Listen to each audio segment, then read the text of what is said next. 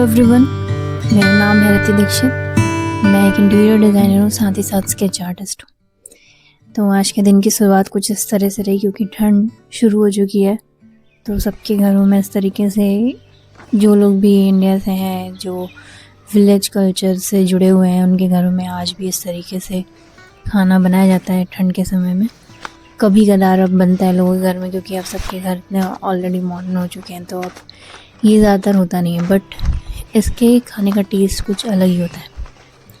तो मैं काफ़ी दिन से लगातार स्केचेस बना रही थी, तो मैंने मूड चेंज करने के लिए अपनी स्केच बुक में, मैं जैसे साइड में कुछ स्केचेस बनाती रहती हूँ ऐसे ही प्रैक्टिस के लिए, तो मैंने कुछ ऐसे एक पेज में डूडलिंग कर रखी थी। तो मैंने सोचा उसे कलर फिल कर लेते हैं। तो मैं छत पर बैठकर इसमें ऐसे ही रैंडम कलर फिल कर रही थी।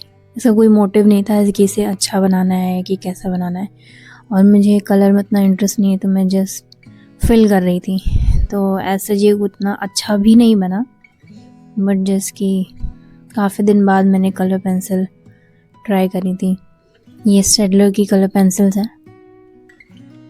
तो बस इस तरीके से मैंने पिंटरेस्ट से कुछ अलग अलग इमेजेस के रेफरेंस लिए, जिन्हें एक पेज में मैंने मर्ज किया, और मैंने इसका जो टॉपिक था वो ऑलमोस्ट जैसे बुक कैफ़े होते हैं या रीडिंग से रिलेटेड रखा था।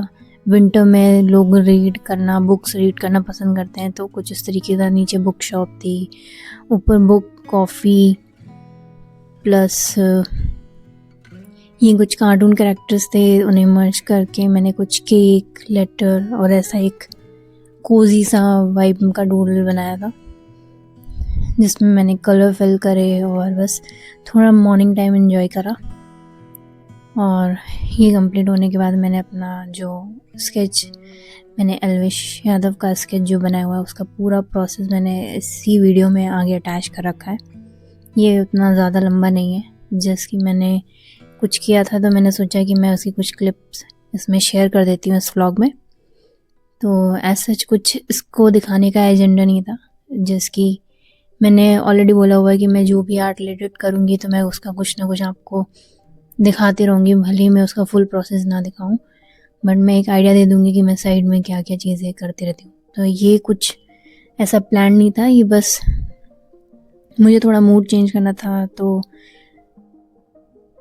इसलिए मैंने ट्राई करा कि मैंने स्केच ऑलरेडी काफ़ी दिन पहले बना रखा था, तो मैंने सिर्फ कलर फिल करे थे इसमें। तो ये कुछ इस तरीके से था।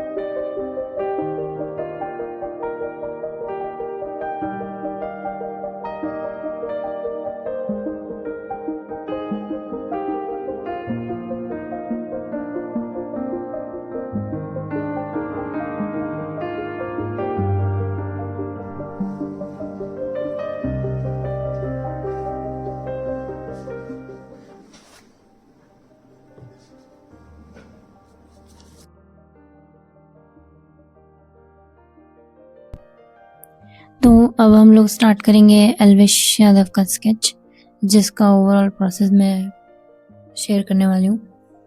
बट उससे पहले मेरी लास्ट वीडियो पे या किसी शॉर्ट पे किसी का कमेंट आया था कि आप कौन सी पेंसिल यूज़ करते हो।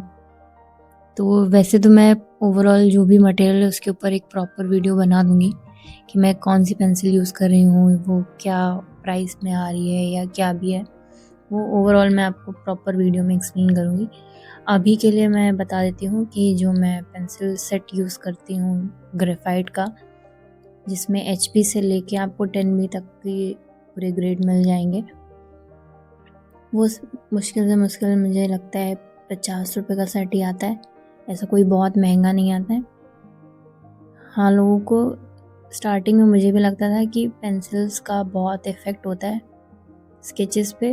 हाँ, डेफिनेटली होता है, ऐसा नहीं कहूँगी कि, बट जैसे मैंने जो चीज़ समझी है कि जितना मतलब अच्छे ब्रांड और उसमें थोड़ा रेंज हाई जाता है तो पेंसिल का जो पिगमेंट होता है वो बेटर हो जाता है। बट ऐसा नहीं है कि नॉर्मल पेंसिल से स्केचेस बनते ही नहीं हैं। तो जिन्हें भी लगता है कि पेंसिल अच्छी होनी चाहिए, या ये लगता है कि अगर हम ये डिफरेंट ग्रेड की पेंसिल नहीं यूज़ कर रहे हैं तो हम पोर्ट्रेट बना ही नहीं सकते हैं, तो उनके लिए सबसे बेस्ट एग्जांपल ये है कि बहुत सारे आर्टिस्ट हैं जो सिर्फ बॉल पेन या फिर नॉर्मल पेन से स्केचेस बनाते हैं और वो सिंगल पेन यूज़ करते हैं। जहाँ पर उन्हें डार्क पोर्शन चाहिए होता है वहाँ पे वो लेयर करते हैं, जिसमें आप हैचिंग के थ्रू लेयरिंग कर सकते हैं। जहाँ पे उन्हें लाइट चाहिए होता है, मतलब लाइट शेड चाहिए होता है, वहाँ पे वो सिंगल लेयर या डबल लेयर से ही काम चलाते हैं। उसमें तो आप प्रॉपर ब्रश या फिर किसी भी चीज़ से स्मज नहीं कर सकते हो, मतलब प्रॉपर रेंडर जो होता है उस तरीके से नहीं कर सकते हो। तो अगर आप ये कंपैरिजन कर रहे हो कि सिंगल एक पेंसिल से नहीं बन सकता है, तो अगर पेन से बन सकता है तो फिर पेंसिल से भी बन सकता है। तो ऐसा कोई नहीं है, ऐसी कोई चीज़ प्रॉपर रूल सेट करके नहीं बोला गया है कि आपको डिफरेंट पेंसिल होंगी तभी आप पोर्ट्रेट बनाइए। जब आप अच्छा बनाने लगेगा तब आप पेंसिल ले लीजिएगा। बाकी अगर आपको नॉर्मल पेंसिल यूज़ करनी है तो एक ब्रांड है आर्ट लाइन करके, उसका नॉर्मल पेंसिल आती हैं, वो भी आपको 40-45 रुपये का सेट मिल जाता है। इसके अलावा मैं काफ़ी टाइम से डॉम्स की ही यूज़ कर रही हूँ। मेरी जितनी वीडियो आपने देखी होंगी मैंने सब में डॉम्स ही यूज़ करा है। स्टार्टिंग की कुछ वीडियोस होंगी शायद मैंने उसमें आर्ट लाइन वाली यूज़ करी हूँ, क्योंकि वो सेट जब ख़त्म हो गया था उसके बाद मैंने डॉम्स ले लिया था और मुझे डॉम्स अच्छा लगने लगा था। मैं खुद भी अब मैं इस लेवल तक बनाने लगी हूँ कि हाँ, मेरे पोर्ट्रेट्स थोड़े रियलिस्टिक लगने लगे, बट अभी भी मेरे पोर्ट्रेट्स में काफ़ी काम है। तो मैं अभी इतना जो भी आर्ट सप्लाइज़ हैं या फिर आपकी स्टेशनरी है उसमें इतना स्पेंड नहीं करती हूँ। तो अगर मैं सोचूं कि मैं पेपर महंगे ले लूँ या मैं महंगे ब्रांड की पेंसिल यूज़ कर लूँ तो उससे मुझे कुछ ख़ास फ़ायदा नहीं होगा, मैं वेस्ट ही करूँगी तरीके से। जिन्हें लेना है, जिनके पास मतलब है उतना स्पेंड करने के लिए मनी, वो फेबर कासल की भी ले सकते हैं, डर्वेंट में आती है उनकी ले सकते हैं। बट अगर आप चला सकते हो तो मेरे हिसाब से जब तक आप उतना हाथ सेट ना कर लो, आप स्टेशनरी पे स्पेंड करने की जगह उस पर पोर्ट्रेट्स की प्रैक्टिस पे या आर्ट की प्रैक्टिस पे टाइम स्पेंड करो तो वो ज़्यादा बेटर होगा। हाँ, आप ग्रेफाइट में डॉम्स प्रेफर कर सकते हो। चारकोल के लिए मैं जो यूज़ करती हूँ वो है कैमलिन की, तो वो भी आराम से आप ले सकते हो। ये आपको आई गेस एक पेंसिल 25-30 रुपए के अराउंड मिलेगी और काफ़ी दिन चलेगी। तो ऐसा नहीं है कि अब जिन्हें लगता है कि चारकोल शार्प करने में टूट जाती है तो वो प्रिसीजन नाइफ़ ले सकते हैं, बट प्रिसीजन नाइफ़ यूज़ करते वक्त थोड़ा ध्यान रखिएगा, उसमें एक हाथ कटने का बहुत चांसेस होता है। तो आप कर पाओ तभी उसे करना, नहीं तो आप शार्पनर से यूज़ करना, थोड़ा शार्पनर स्लो चलाना तो वो आराम से हो जाएगा। ठीक है, तो अभी ये पेंसिल की बात हो गई। मैकेनिकल पेंसिल मैं जो यूज़ करती हूँ वो स्टेडलर की है। वो थोड़ी एक्सपेंसिव नहीं कह सकते, पर 200-250 रुपये की आती है और ये भी मैंने बहुत पहले ली थी। ऐसा नहीं कि मैंने इकट्ठा सारी चीज़ें ली हुई हैं। मैंने कभी स्टेडलर ली थी जब मैं डिज़ाइन कॉलेज में थी, तब मैंने, उससे पहले भी मेरे पास एक स्टेडलर की पेंसिल थी, वो मुझे स्टेडलर कलर पेंसिल्स के साथ फ्री मिली थी, तो वो मेरी खो गई थी। तो मैंने दूसरी जब ऑर्डर ऑनलाइन मतलब करके मंगाई थी, तो वो यही है जो इसमें आप वीडियोस में देखते हैं अक्सर। तो अगर आपको लेनी है तो आप इसमें ले सकते हो, बाकी सस्ते में भी आती हैं, तो ऐसा कुछ वो नहीं है कि आपको वही लेना है तभी आप लोगे, तभी आप बना पाओगे। तो आप कोई भी नॉर्मल ब्रांड से स्टार्ट करिए जब आपको लगे कि हाँ अब उस लेवल का बना सकते हो कि आप आर्ट स्टेशनरीज़ पे और ख़र्चा करो या और थोड़े महंगे ब्रांड ले लो, तब आप करिएगा, कोई प्रॉब्लम नहीं है। हाँ, अब वह आते हैं इस स्केच पे कि मैंने ये स्केच पे ऐसा क्यों कहा कि मैंने ऑलमोस्ट गिव अप कर दिया था। शेडिंग करते करते पहले हेयर पार्ट में थोड़ा प्रॉब्लम लगी, जैसा मैं फ़ोटो में देख रही थी वो चीज़ नहीं लगी, फर्स्ट लेयर में तो बिल्कुल नहीं लगी। तो आप इसमें देखना भी, जब मैं हेयर्स की लेयरिंग करूँगी तो पहली लेयर में तो हेयर बिल्कुल अच्छे नहीं लग रहे थे।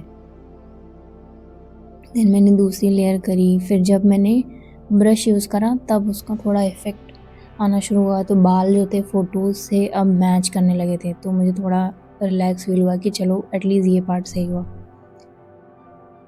फिर जो फेस वाला पार्ट था मैंने उसमें शेडिंग स्टार्ट करी, थोड़ा शेडिंग रफ़ हो गई, क्योंकि मेरे माइंड में ये भी चल रहा था कि मुझे 31 से पहले इसे कैसे भी करके कंप्लीट करना होगा। मैं इसको 2025 का लास्ट वीडियो ही मैं डालूँगी, बट वो भी मैंने 31 की ऑलमोस्ट रात तक 9 साढ़े 9 बजे तक कंप्लीट करा था। उसके बाद ही मैंने सारी रील्स एडिट करी, वीडियो एडिट करी। ये व्लॉग तो मैं ऑलमोस्ट 1 तारीख को एडिट करी हूँ और 1 ही तारीख को डालूँगी। है ये 25 का लास्ट, बट ये डाल मैं 26 की फर्स्ट डेट को रही हूँ। तो फिर उसके बाद मैंने जब फेस पे शेडिंग करी तो वहाँ पे थोड़ा प्रॉब्लम हुआ। देन मैंने जब आधा फेस शेड कर लिया तब मैंने ध्यान दिया कि जो लिप्स वाला एरिया है वो थोड़ा सा, मतलब जब मैंने बाद में ध्यान दिया तो वो ग्रिड के अकॉर्डिंग नहीं बना हुआ था, वो थोड़ा सा मतलब बहुत ही मतलब एकदम क्या बोलेंगे, कम से कम में चेंजेस दिख रहे थे, मतलब स्लाइटली चेंज था। तो मुझे वो जब मैंने फेस पार्ट की शेडिंग स्टार्ट करी तब फिगर आउट हुआ कि ये जो है थोड़ा गलत हो गया। तो मैंने वो एटलीस्ट जब मुझे समझ आ गया शेडिंग करने से पहले, होपफुली चारकोल की शेडिंग करने से पहले समझ आ गया, तो मैंने उस चीज़ को थोड़ा बियर्ड से और उस तरीके से करके थोड़ा बैलेंस कर लिया और वो चीज़ सही लगने लगी एट द एंड।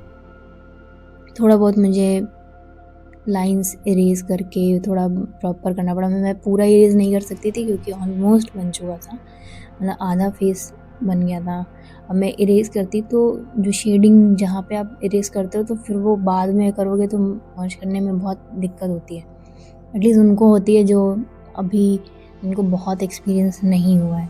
जिन्हें एक्सपीरियंस हो गया वो तो बने हुए स्केच पे भी अच्छा खासा स्केच बना देते हैं, और बहुत सारे आर्टिस्ट हैं मैंने देखा है कि पहले वो दूसरा स्केच बनाते हैं, फिर उसके ऊपर वो री स्केच करते हैं और दूसरा आर्टिस्ट बन जाता है, दूसरा सेलिब्रिटी बन जाता है, तो वो उनका हाथ उतना लेवल पे सेट है। तो जब आपको नहीं आता है तो आप कोशिश करो कि जितना ज़्यादा हो सके, पहले तो सबसे पहले ध्यान रखो कि ग्रिड पे आउटलाइन बिल्कुल सही मार्क हो। आप उस पर जितना ज़्यादा टाइम ले सकते हो आप आउटलाइन को प्रॉपर बनाने की कोशिश करो। जो लोग भी ग्रिड के बगैर बनाते हैं तो को ध्यान देना कि प्रपोर्शन जो है वो सही रहे। मेन होता है आउटलाइन का खेल।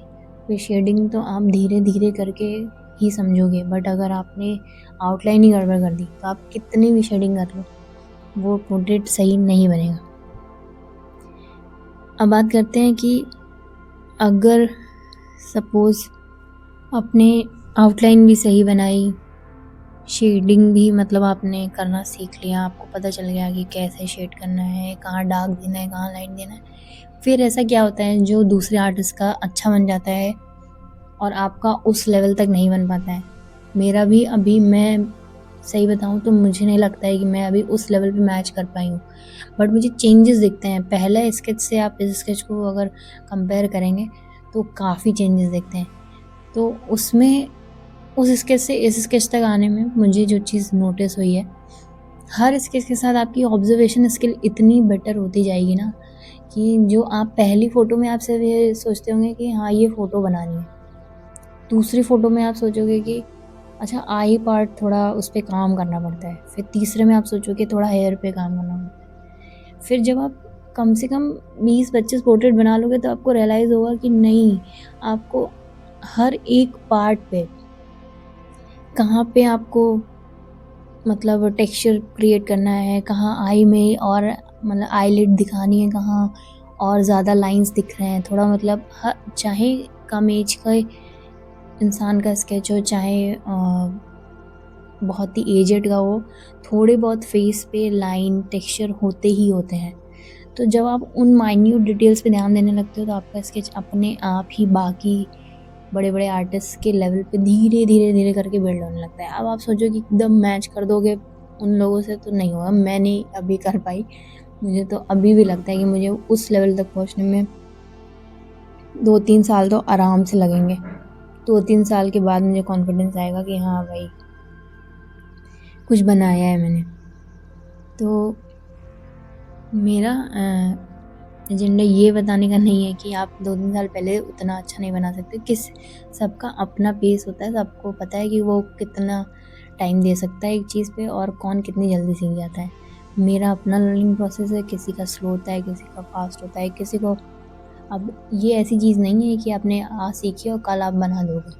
हाँ, आज टेक्निक समझोगे, कल आप उसे यूज़ करना सीख सकते हो, बट आप उस पे पॉलिश्ड तभी तक हो पाओगे जब आप उस पे रोज़ रोज़ रोज़ रोज़ काम करोगे। तो ये ओवरऑल स्किल डेवलप करने पे है, आप कितना टाइम में कर पाओगे, कैसे करोगे, सब कुछ उस चीज़ पे डिपेंड करता है। पहले मुझे बियर्ड बनाने में भी डर लगता था। इस बियर्ड में मैंने प्रॉपर मुझे दिखा कि एक साइड पे थोड़ा टेक्सचर जो है वो लाइट है, एक साइड पे बहुत डार्क है, तो मैंने वाइट पेन का यूज़ करा, फिर ब्रश से मैंने मर्ज करने की कोशिश करी, फिर मैंने वाइट पेन यूज़ करा, फिर मैंने मर्ज करा। भी मेरा एजेंडा ये नहीं होता है कि मैं बियर्ड बना दूँ, मेरा एजेंडा होता है कि मैं कोशिश करूँ लेयर बाय लेयर में उस स्टेज तक पहुँच जाऊँ कि ये फ़ोटो जैसा लगने लगे। तो मतलब ये नहीं है कि आपको बिल्कुल डिट्टो छाप देना है, तो वो तो अगर कर पाओ तो बहुत अच्छी बात है। एजेंडा ये है कि अगर आप स्केच में जैसे आपने ब्लैक एंड वाइट इफ़ेक्ट डाला है और आपने देखा होगा उसमें ऑलमोस्ट दिखता है कि कहाँ लाइट है, कहाँ डार्क टोन है, तो उसको आप धीरे धीरे डेवलप करो, एकदम HB से स्टार्ट करो। अगर किसी को लगता है तो आप 2B से स्टार्ट कर लो, फिर एक एक ग्रेड बढ़ाते जाओ। बहुत सारे आर्टिस्ट हैं जो डायरेक्ट चारकोल यूज़ करते हैं, आप कर पाओ तो कर लो चारकोल यूज़, पर मेरा तो मेन अगर आप मेरा खुद का पर्सपेक्टिव सुनेंगे तो मैं पर्सनली प्रेफर करती हूँ पहले ग्रेफाइट से कोई भी स्केच होता है उसे फॉर्म करने की कोशिश करती हूँ, फिर जहाँ मुझे लगता है तब मैं चारकोल से स्टार्ट करती हूँ। पहले मैं बाल भी एक एक करके, इसमें भी मैंने बाल पहले 2B से शुरू करे, फिर पहले मैंने HB से करा, फिर 2B करा, फिर उसके बाद मैंने 2-3 लेयर के बाद मैंने चारकोल यूज़ करी। सेम मैंने बियर्ड में भी स्टार्टिंग में हल्का शेड दिया, बट मुझे लगा कि डायरेक्ट इससे भी करा जा सकता है, तो मैंने डायरेक्ट थोड़ा चारकोल यूज़ करा। बहुत बड़े बड़े आर्टिस्ट हैं जो चारकोल पाउडर यूज़ करते हैं। अगर आप चारकोल पाउडर यूज़ कर सकते हो तो वो भी अच्छा मतलब मीडियम है।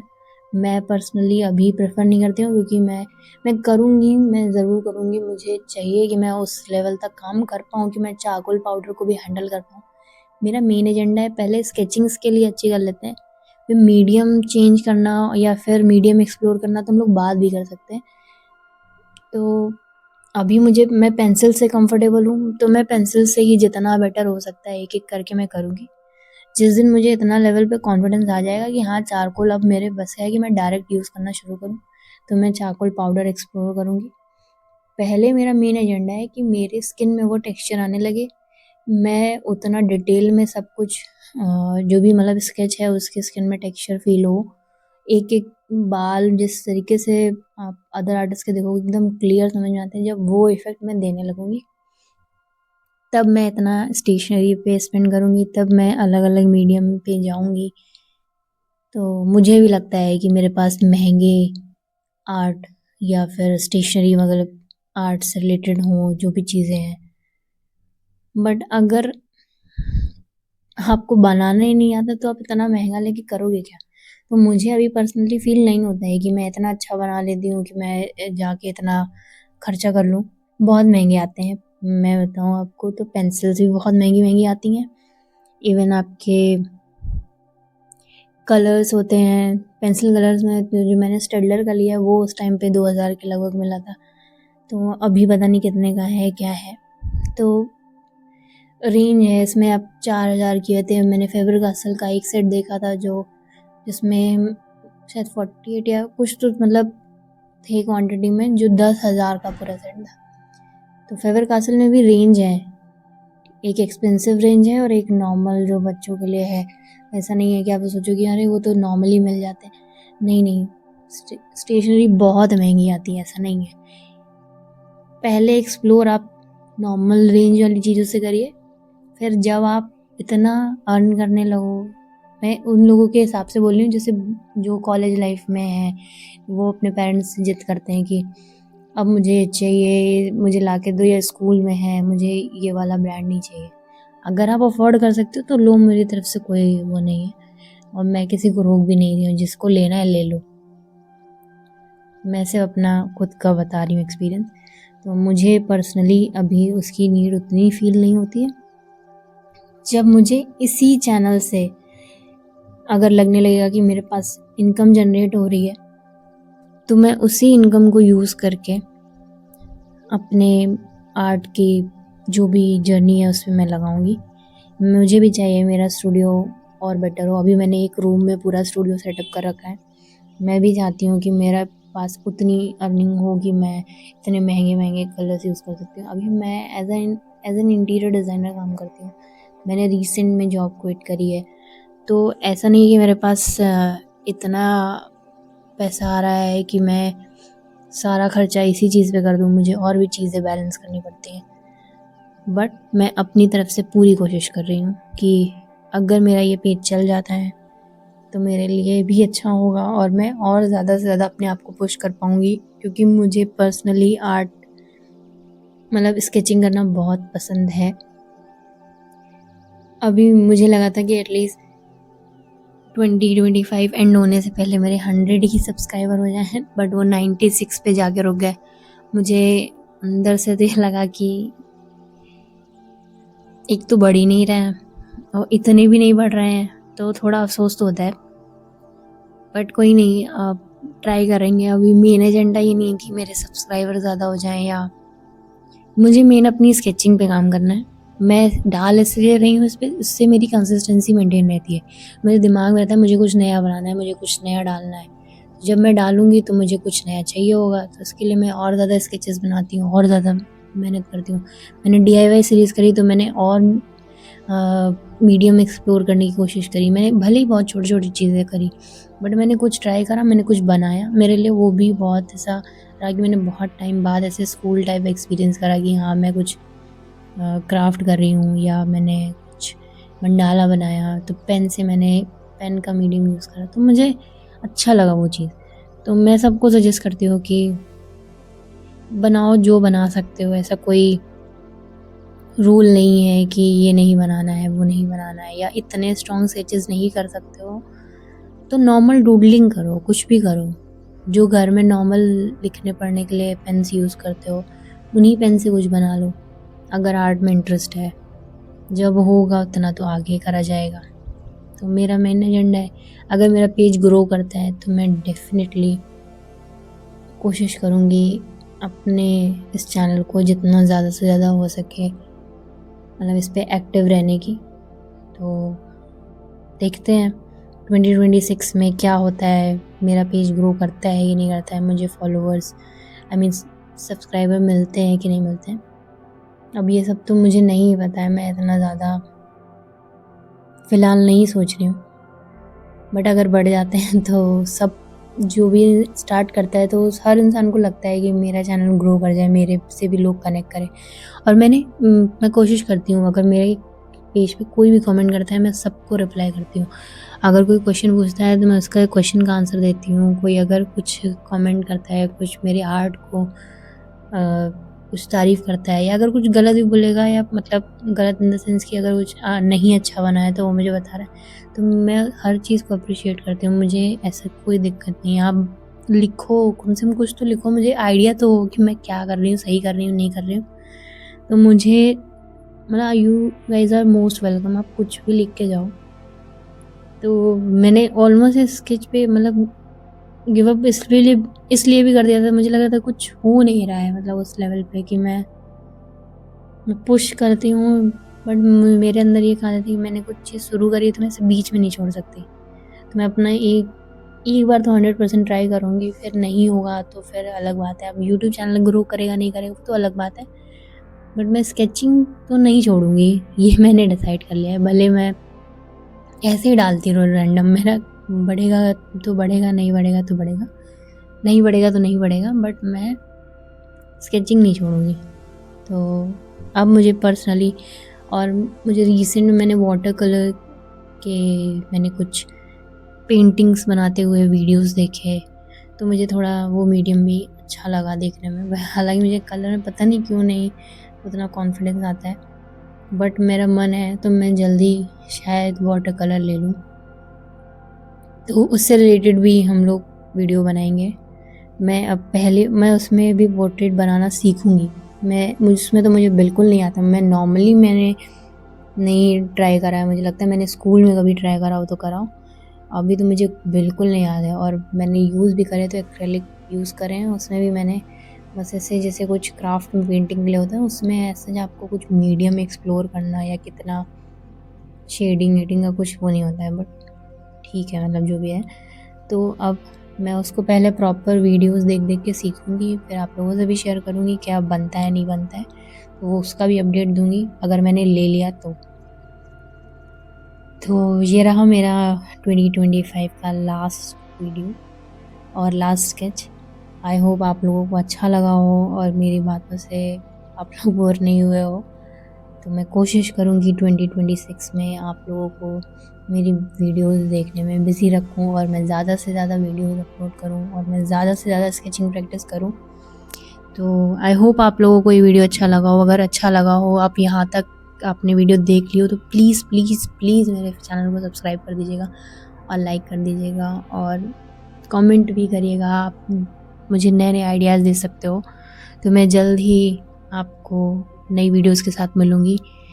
तो happy new year to all. तो अभी के लिए bye bye, thank you so much.